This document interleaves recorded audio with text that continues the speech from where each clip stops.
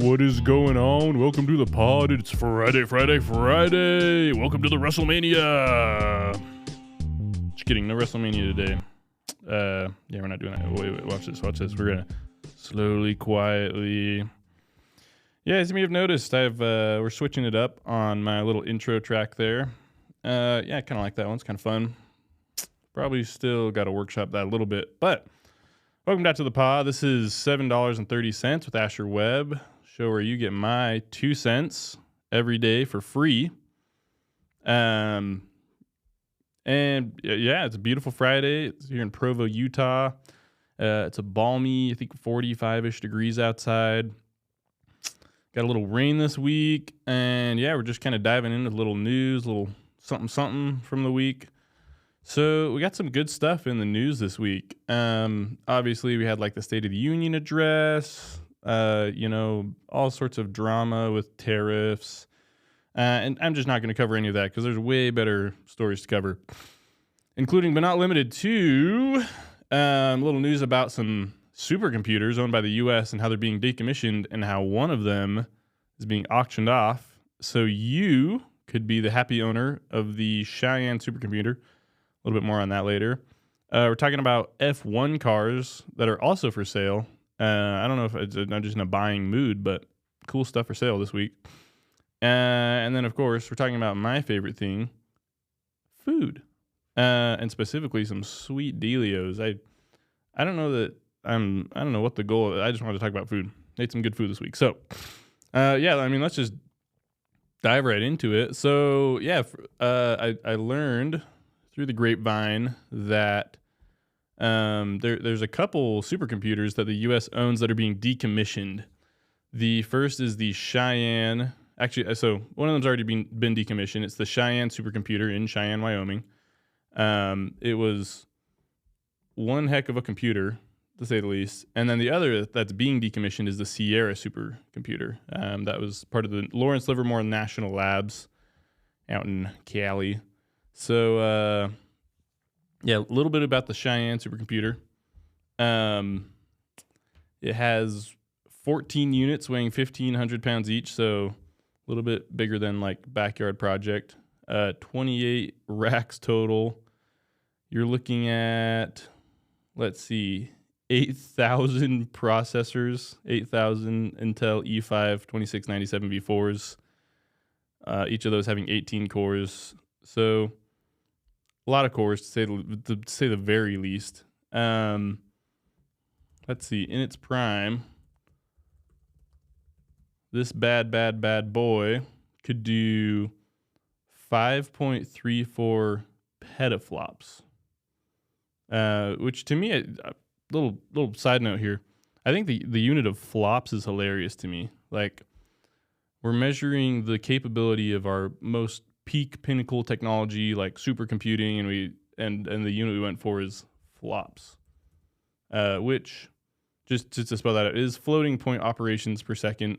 So those are hard to do, I guess, but I don't know. I feel like we could have workshopped that a little bit. But yeah, so 5.34 petaflops on the Cheyenne. That's 5.34 quadrillion calculations per second on the system. It was the 20th fastest supercomputer in the world for 2016. So pretty decent. And yeah, it's actually on auction right now in Cheyenne, Wyoming. Surprise, surprise. They didn't want to move it. And so currently, the current bid is at $480,000. $480,085, my bad. 27 bidders. Maybe 28 if one of you buy it. Or maybe I'll buy it. Who knows? What the heck? You got $4,000 laying around. So Cheyenne's going down. And then Sierra is also being decommissioned, which the Sierra computer is also another absolute mamba. With that bad boy, you're looking at peak flops. It was 125 pentaflops, I think, with the CPUs and GPUs for the Sierra. A lot of flopping going on again. That bad boy, let's see, that's got 190,000 cores that you're working with. And use the NVIDIA V100 Volta GPUs. Has a total of 17,000 of those. Pretty speedy to say the least. It's gonna put your Dell to shame. So anyway, so I thought it was kind of interesting. Both these computers were only around for about 6-7 years. I think Cheyenne was commissioned in the teens and was decommissioned this last year, I think after 6 years. And then Sierra was brought up live in 2018 and is being decommissioned this year. So about 7-8 years for its lifetime. And so anyway, so when I read that, I was a little bit concerned. Like, are we just offing supercomputers left and right? Is that a new thing? Like, is that kind of an AI thing where we're just ditching data centers because they're not fast enough? So I did a little digging. It turns out this is actually pretty common for supercomputers. I looked up the fastest supercomputers in the year 2000 when I was born. So the fastest at the time was the ASCI White. And then soon following that was the ASCI Red, and the ASCI White. Let's see how many flops we got on that bad boy. So 12.3 teraflops. Embarrassing to say the least. Keep in mind that the other ones were pentaflops, so not that fast. Yeah, so ASCI White was kind of the fastest computer in the world when I was born, as far as I know. I could do a little bit more digging on that. And then the ASCI Red was commissioned, I think, in 2002, just after I was born. And so I thought, how long were those guys around? Turns out they were also decommissioned after about 6 years, 6-7 years. So I guess that's kind of the life cycle for these supercomputers, which is interesting to me. At first, I thought this was kind of like a cautionary tale for how we're just burning through tech. But it turns out that this is pretty common. And I think obviously the reason for that is that technology is always evolving. We're always getting faster computing chips, Okay. Yeah, and dude, that's a long applause track. Jeez. But yeah, so computers are always evolving, and we have a lot of new technology to work with. So it kind of makes sense that we're always cycling through them. But it does kind of make you wonder about the implications of that, especially as there's a lot of talk about data centers and a lot of kind of a bum rush to just build more data centers for AI specifically. Makes you wonder kind of what the turnaround is for this. So I've talked about this a little bit before in the pod, but I had an interesting conversation at work yesterday with some of my coworkers about this same subject, that there's kind of some pros and cons to data centers. So what's nice is for, if you have all of your computing in one central location, it's better than having a bunch of little small computers everywhere. So especially for high compute tasks, like the stuff they were running on these supercomputers, like hacking into the mainframe and breaking into Russian operative secret spy operations, stuff like, I don't know what they're doing on the supercomputers, but something fast. It's good to have a lot of, just kind of a dense computer for cracking it all out. And even for AI data centers, it's kind of nice to have everything in one place where everybody's compute jobs can just kind of cycle through the same data center. But at the same time, data centers are kind of prone to like the parking lot business model, where you build at least the way we do it in the US, yeehaw, is you build a gigantic parking lot, and then most of the time it's mostly empty except for peak events. Like, so I'm at BYU, and right outside of the Lavelle Edwards Stadium, there's this massive parking lot, and probably 70-80%, probably even more of the year, it's empty. So there's like, maybe a few cars parking there, people that live nearby, but it's empty. But then when they have games, it's full to the brim and everybody's parking up the street. And so data centers are kind of prone to the same model where like you have to kind of accommodate the max demand where, even if you're not going to use that all the time. So for whatever reason, if there's peak events, you're going to need more computing power for those to handle those, whereas your system may not be utilized fully during the rest of the year, during the rest of the time. So a little bit tricky there, but then if you, on the advert, like on kind of the converse, if you think about every person having their own computer, there's just no way that you could have supercomputer level powers of computing in your home. Like I said, you're not going to be able to fit the Cheyenne supercomputer in your backyard. I don't know, maybe you are. Maybe you got a giant backyard. I don't know. But, so there's kind of a trade-off there. And I don't know, I think it's something interesting to think about. And it's something we'll have to kind of weigh out as a society is the pros and cons of these big data centers and these big supercomputers.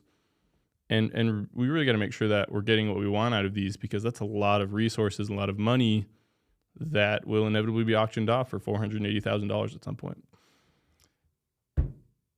Yeah, that's all I got for supercomputers. Yeah, drop it in the comments below if you're going to put a little bid down.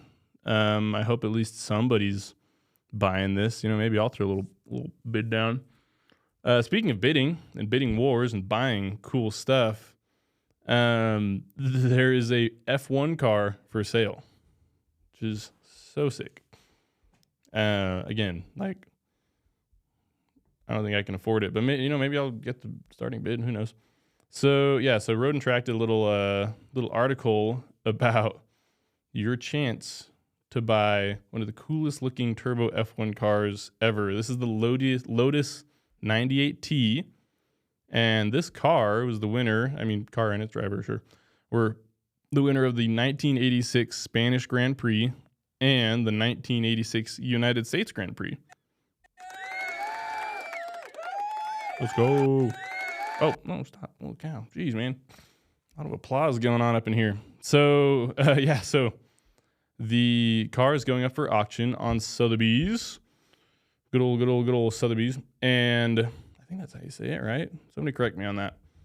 So it's going on to Sotheby's, and it's looking like the starting bid, or they're saying that it's going to go for $9.5 to $12 million US ish. So a couple kind of fun facts. It was raced 8 times by Senna during the 1986 Formula One season, scoring 2 victories. It's among the most powerful Grand Prix cars in the history of the sport, capable of producing more than 1,000 brake horsepower in qualifying trip.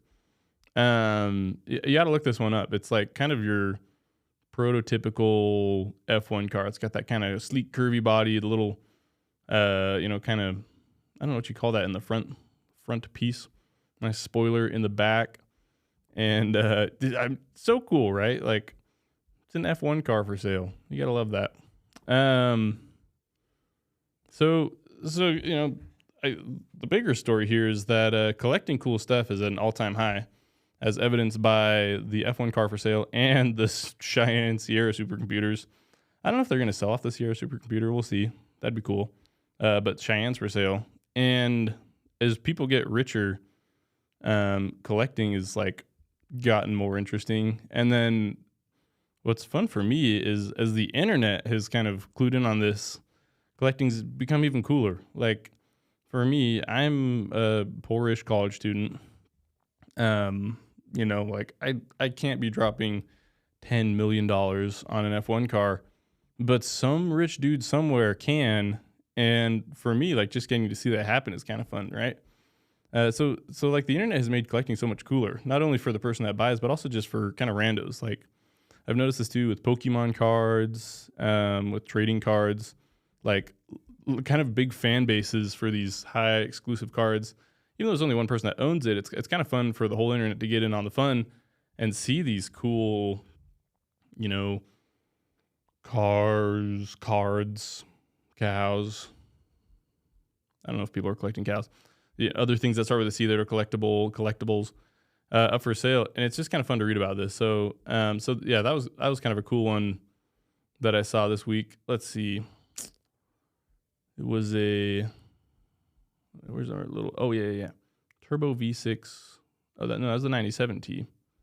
Let's see. The 98T was a 1.5 liter Renault V6 producing over 800 horsepower. What? So, big takeaway for this week, guys, go buy some cool stuff. For my rich, wealthy listeners out there, go buy the Cheyenne supercomputer or go buy this F1 car for sale because it's sweet. And if you're not, if you don't have $10 million just sitting around, then that's okay, because the internet can do the collecting for you, and you can kind of see these fun different things that get auctioned off. Yeah, guys, go buy that car for me. Drop it in the comments if you're going to put a little bid down on that. Maybe I will. Who knows? I'll do the starting bid. $28. Nope. Going once, going twice. Sold to the bum with $28. No, I'm just kidding. That's not going to happen. So, so this week in my life, I've been doing a lot of eating, for better or for worse, probably for worse. for my tummy, that is, better for me. So something you got to know about me, I love food and I love going out to eat. And I struggle to see the downsides of going out to eat until I take a look at my credit card statement, and then it becomes poignantly obvious. Where's the yeah.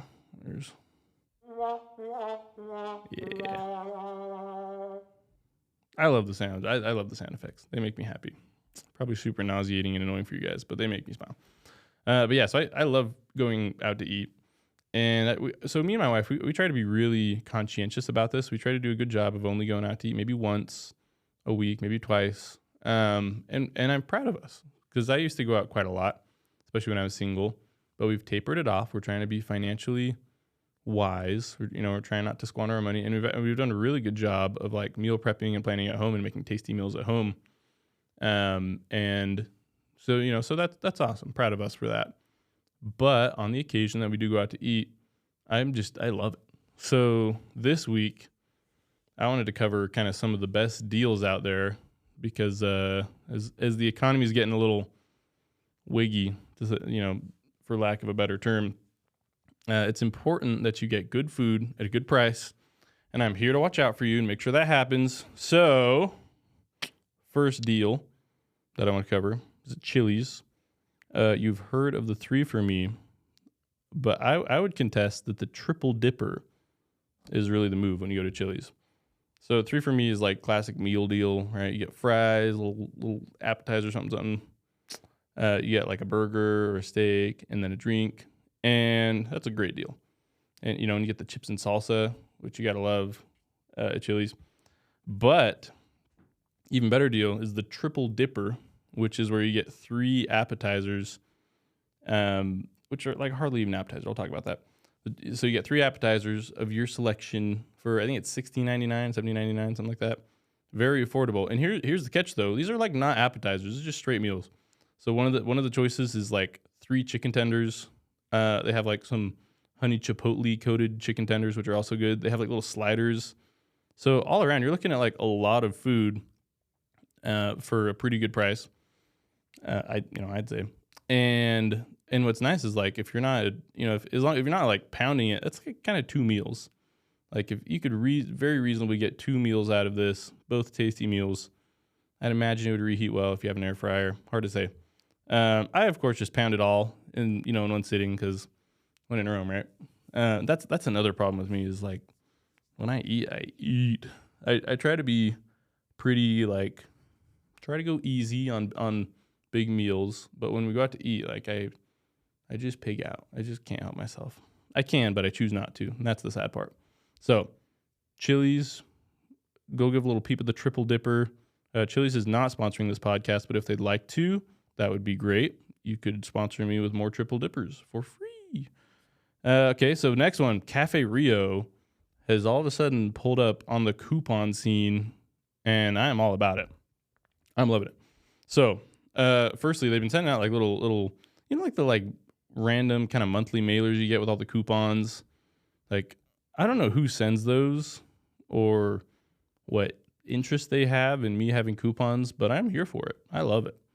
That always makes my day when I open that up. Like, I open up the mail and it's like, oh, your power bill, boo. We're like, oh, some mail from, like a credit card offer for some guy that used to live in the apartment, boo. But then I get the little coupon mailer. It's like, yes. Oh, wait, hold on. Yeah. There it is. Yeah, a little bit. Honestly, it's a little bit more like, like, let's go, like coupons. And what was my surprise last month when Cafe Rio had some coupons in that mailer. Usually it's like Subway and KFC. I don't know. I haven't been to KFC in like 5 years. Maybe I should go. But Cafe Rio's got coupons. So they got a $2 chips and queso coupon. In the app, you can get a $5 nachos.